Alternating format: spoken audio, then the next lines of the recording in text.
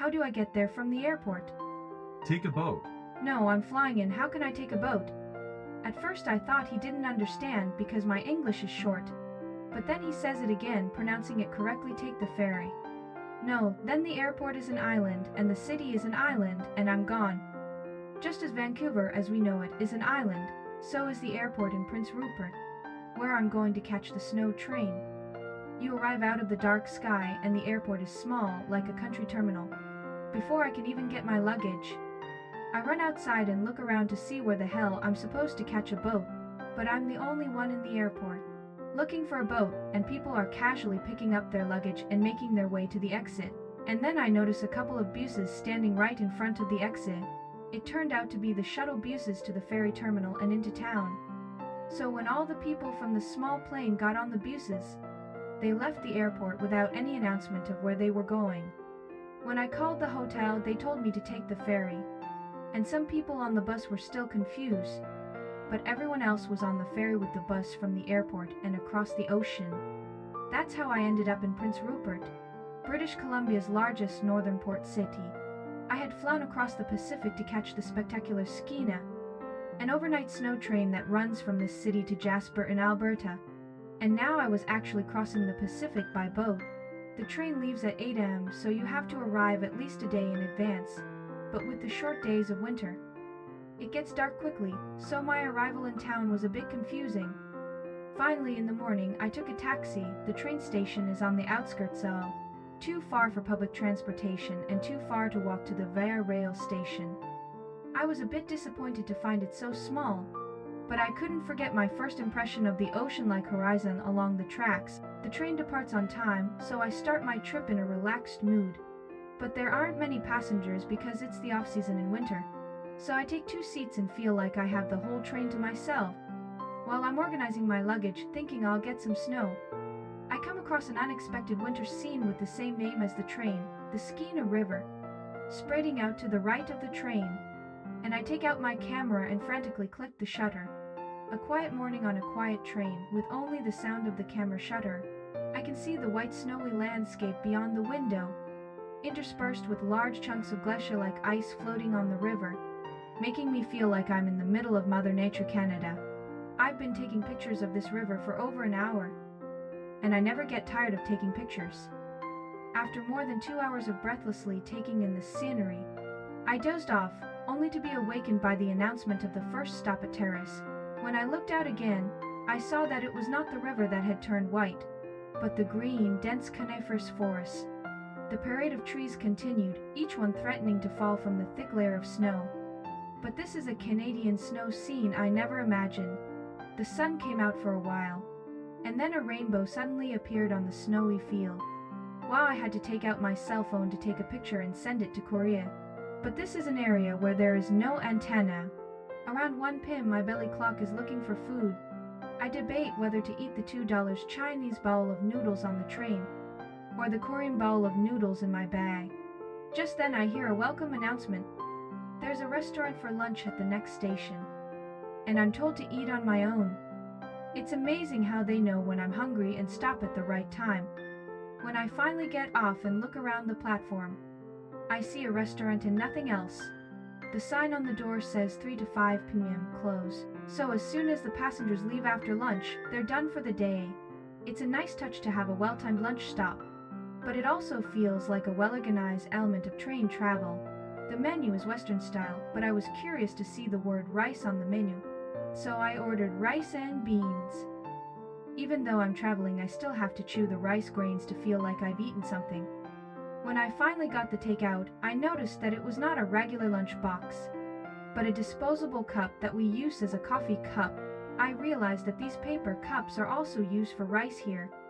At 4 p.m., the coniferous forests we saw all morning are still visible, and we pass countless lakes with the occasional pond. There are only a limited number of towns where the train stops during the day, and many stations are skipped due to reservation. Still, at the intersections of tracks and village roads, you can tell which towns are coming just by the sound of the horn, which is blown several times in advance. Another hour later, around 5 p.m., regardless of the time of day, It is already dark outside due to the short daylight hours in winter.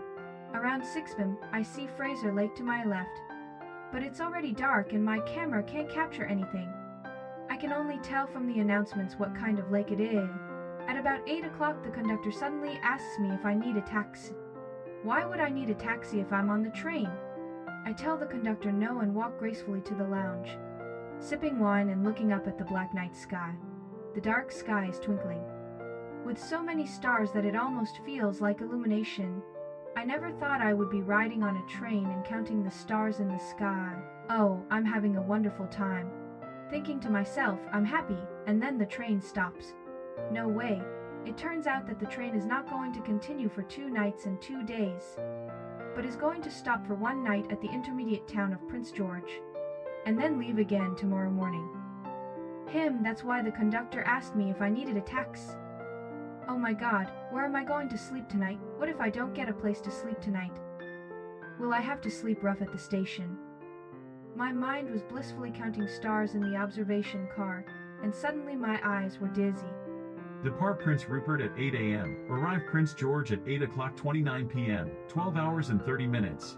Leave Prince George at 9 o'clock 45 am. Arrive Jasper at 6 o'clock 30 p.m. 7 hours and 45 minutes. I've been rushing out of the station since the morning to get accurate information about this section of the train. Yesterday's incident came as a bit of a surprise, even to me as a well-traveled person. I started the morning nervously, not wanting to look like a ridiculous traveler. But it's too early in the day and the tourist office is closed. Instead, I'm greeted across the aisle by 2 Via Rail women wishing me a good morning. I'm still a little tired from the night before, having dragged my luggage out of my hastily found accommodation in the bitterly cold wind. As soon as I enter the warmth of the station, my body warms up, but my mind is still on edge. I'm sitting in the quiet waiting room, taking notes and taking my time as a traveler, when the smell of something fragrant wafts up to my nose. Coffee, tea, and cocoa are laid out in front of me. I hadn't even had a glass of water that morning, but the free services put me in traveler mode. Canada is a beautiful country. The train started again, and this time we moved from yesterday's position because the scenery on the left side of the train looked better. I was actually getting bored with the snowy scenery from yesterday, but the snowy white lakes that spread out in the middle of the train are always a sight to behold. I can't help but wonder what this place will look like in the summer when all the snow is gone, and the lakes are green, and I try to capture every last bit of winter watercolor I can see.